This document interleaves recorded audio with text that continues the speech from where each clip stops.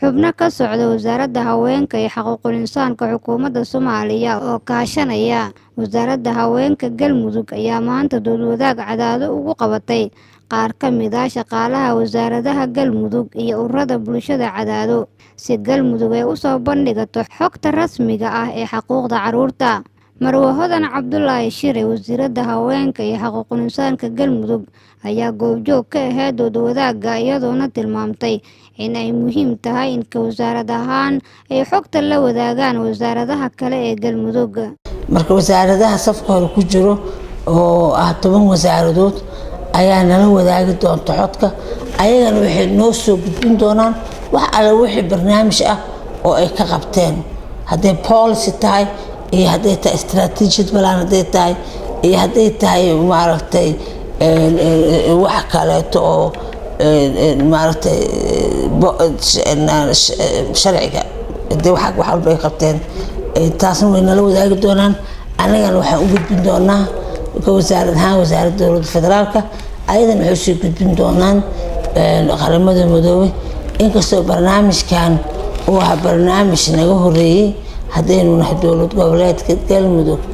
oo xogtiisa badan annaga aanan helinin, laakiin waxa ay wasaaradda haweenka xuquuqul insaanka inoo ballan qaadeen in ay nala wadaagi doonaan wixii xog ah oo rasmi ah oo ay hayaan. qaar ka mid ah kasoo qaybgalayaasha ayaa ka dooday sida loo heli karo xuquuqda carruurta. wasaaradda safar oo ka cod ee ku dhiirigeliya in laga shaqeeyo in carruurta dadka lagu wacyiga carruurta sida ku leeyahay xuquuqdooda loona dhigeysto fikradooda runtii taasna waa rabaa masaajidka markaas rabaa ka soo koobo waalidku dugsiga rabaan ay geeyaan iskuulka iyagu rabaan ay geeyaan ama lacag markaysanaan ha u gaareen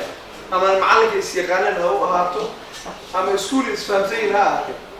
sida ayagu ay u rabaan ay geeyaan. xataa jaamacadda waalidku uu danaynaya ay geeyaan maana xataa jaamacadda laga yaabo waxaa jirta qofku markuu dugsiga sare soo dhammeeyo meesha uu ku roon yahay xataa inta la tilmaamaa qofkaas la baraa si uu hawa mina dhis waxaa jira xaaladaha waddanka iska uu adag yahay laga yaabo hooyada inay fursad u weyso, laakiin way jirtaa wixii fursad loo waayo markaa waqti loo waayo aadma wuxuu ka wada helaa aabaha dhankiisa hooyo waa abis wuxuu ka abisaa inuu saan qaado si wanaagsan u saan qaado inuu hadalka si samila u yiraahdo. ururinta xogta ku aadan diyaarinta warbixinta xuquuqda carruurta ayaa ah mid Cadaado laga wado maalmahan, taasoo xog wareysi lala yeelanayo bulshada. Deeqa Karjiino, warbaahinta qaranka, Cadaado.